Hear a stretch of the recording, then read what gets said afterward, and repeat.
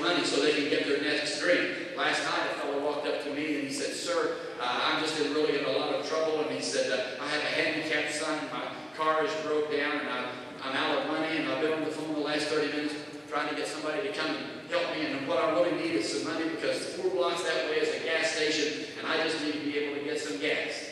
And I reached in my pocket and I said, "I don't believe a word that you said. You need to get a new story. But here, God bless you." And whenever I walked away, he said, "You just had to tell him, didn't you?" I said, "Yeah, I had to tell him." But I had to bless him.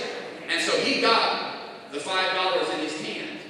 And with the $5, he found success. But listen to me. Success will not lift you to your loftiest dreams. The acquisition of success, poorly defined, can bring you to your basest desires.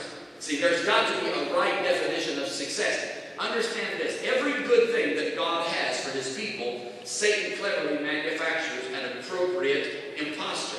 Whether it is love, masquerading itself as lust, or it is true success, masquerading itself as fool's gold, hell always has an imitation. So you need to be careful in how you define success, or you will do what the one man said. He said, "I climbed the ladder to success, only to find that it was leaning against the wrong wall." How devastating is it for us to spend our entire life stepping on other people to get what we thought we always wanted and find out when it's laid in our hands, we neither wanted or needed it at all. And I meet people, and so have you, who have found themselves pursuing with great vigor the wrong thing. So we've got to get the definition of success down, and we've got to get it right. Now, true blessedness means to receive abundance of every kind. Actually, the word blessedness means abundance. It means excess. It means more than is required. Nowhere in the Word of God does God say, "I'll give you enough to get by." Actually, he said that he would bless you according to what? His riches in glory. See, if I bless you according to my riches, you get $5.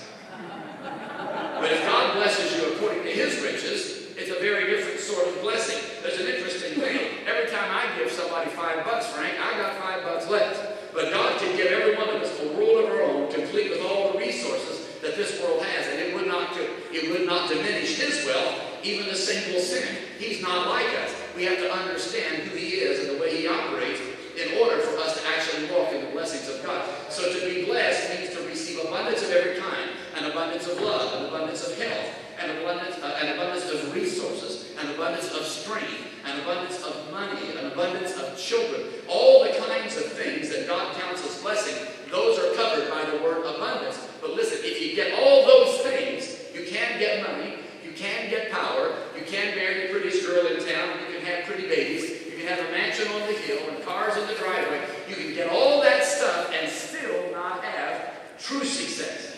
See, if you have the trappings of success, but you don't have the favor of God, then you've been duped. See, listen, I could spend an hour on this, but listen.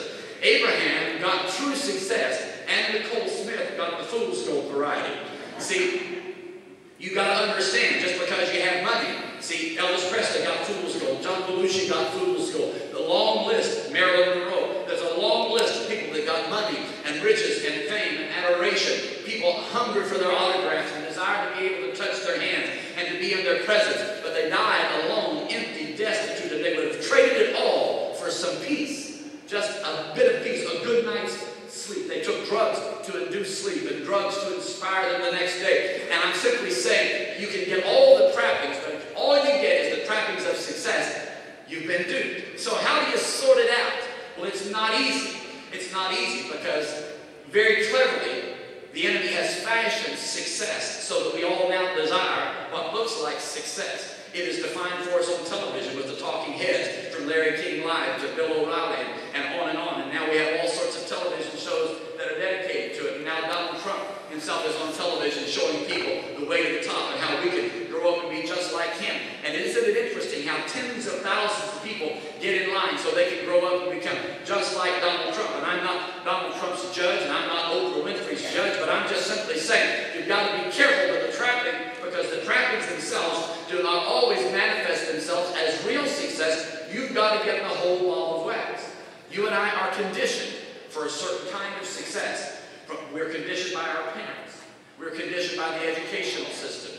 We're conditioned by this nation. We're We're conditioned by tradition. We're conditioned by many things that fashion us to look for and expect a certain kind of success. And if we pursue after that, unfortunately, it will leave us empty. So how then can we sort it out and really know the difference? Whenever God appeared to Abraham and said, I'm going to make you rich and famous, he, however, said, you're going to have to do three things.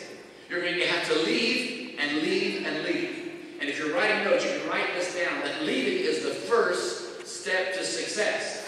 You actually have to cut yourself off from other kinds of influences, cut yourself off from other kinds of things. And it's a tough thing to do. I can tell you, my wife knows that it's true. But on our success journey, I've had to leave behind people that meant an awful lot to me. And I don't say that to pat myself on the back. It's a hard thing, Caleb and Keisha, when you realize that somebody you've loved since you were a child is simply not going in the right direction. And you all can no longer walk the same path together. But there comes a time of separation in our lives. And so the first thing that God said to Abraham, he said, I'm going to bless you and I'm going to make you great. And your name will be grace. I'm going to make you rich and famous. He wasn't going to be invisible. He was going to be great. He was going to be wealthy. He was going to be influential. However, he said, I want you to leave your country. Now, I don't want you to leave America, and I don't want you to leave whatever nation you're in, but we are intoxicated on national pride. We as Americans, we influence the world. We actually think we're better than other people in the world because we have more money than they do. We have such a distorted opinion of who we are and our place in the world. We are intoxicated. We're under the influence of this nation. We are greatly influenced by this political system. We're greatly influenced by the education system that is owned and operated by the federal government. We're greatly influenced by the lifestyles of the rich and the famous that surround us. We are incredibly influenced, and he said to Abraham, I want you to get out from under the influence of your nation. I want you to cut yourself off from them. You'll understand just in a second why that's so important. But he said, I want you to cut yourself off from that. The second thing he said, and I want you to leave your people. Now, all of us know in the room that if your kids hang around with the wrong people, it's not going to turn out well for them. So we're careful in making certain that our children select good friends. But somehow we think when we grow up that we can hang around anybody we want to and it'll be all right because after all, I'm big and I'm mature. Listen, you've got to be careful what books you read. You've got to guard what goes into your mind. You can't just watch anything on television. You can't just hang out with anybody. You've got to be very careful about who you choose to associate with. You know why?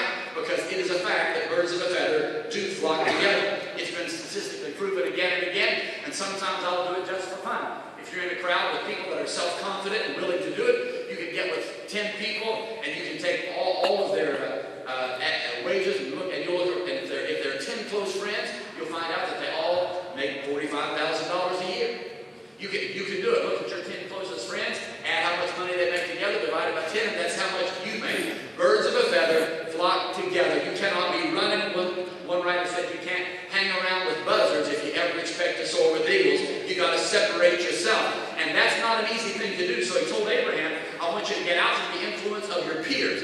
Listen, we decide how we're going to dress based on peer influence. We decide how we speak based on peer influence. Our ideas are being fashioned by someone else. And in Philippians chapter 4, there Apostle Paul said, finally, brethren, think. Use your own brain. One of our greatest freedoms is our ability to think and choose, and we actually give that up. We don't brush our teeth with brand X. We don't do our own research and find out what we ought to brush our teeth with. They tell us what to brush our teeth with on television, and we do it. Amen. And so that's good teaching. The reality is we're under the pressure and the influence of our nation. And so what he said, shake that off and get rid of the influence of your peers. And the toughest thing that he told Abraham to do was he said, I want you to get out of your father's household. Get out from under the pressure and the traditions of daddy. See, so much of who we are. I wish my father could be here with us this morning because you would see the way I move my hand. If I could just bring Dad up here to talk to you for 3 minutes, you'd see every bit of this. Every bit of it.